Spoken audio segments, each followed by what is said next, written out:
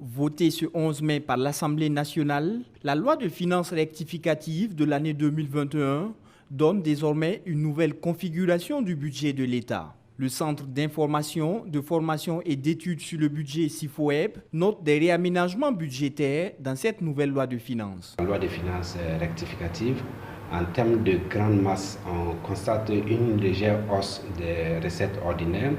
Ce sont les recettes propres, les recettes fiscales et les recettes non fiscales qui augmentent d'environ 1%. Ça passe de 1799 518 18 308 000 francs à 1814 518 308 000 francs.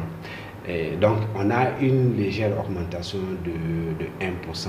Également dans cette nouvelle loi de finances rectificative, le CIFOEB note une amélioration de l'épargne budgétaire. On constate également, quand on rentre un peu à l'intérieur, que l'épargne budgétaire s'est améliorée parce que dans la loi des finances initiale, elle était de 24 milliards et dans la loi des finances rectificative qui vient d'être adoptée, elle est de 35 milliards, ce qui signifie une marge supplémentaire pour l'État d'environ 11 milliards pour pouvoir faire l'investissement.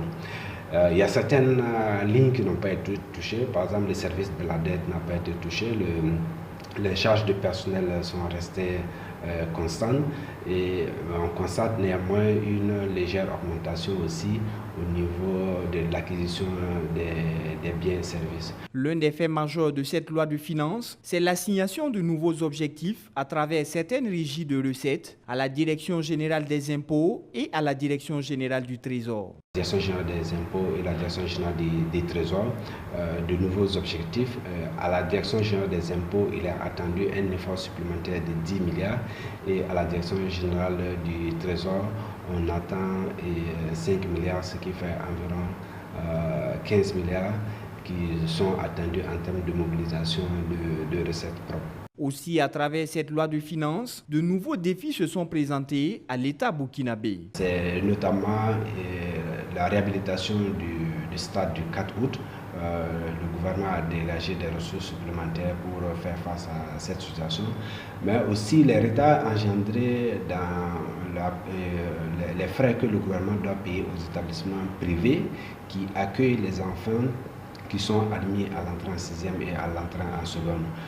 On le sait tous, ces établissements dernièrement se plaignaient beaucoup et ce qui perturbait aussi leur capacité à pouvoir assurer un fonctionnement continu et couvrir le calendrier scolaire. Le Centre d'information, de formation et d'études sur le budget CIFOEB déplore par ailleurs le manque d'économie en termes de fonctionnement qu'aurait pu entraîner la disparition des 3 ministères dans le nouveau gouvernement.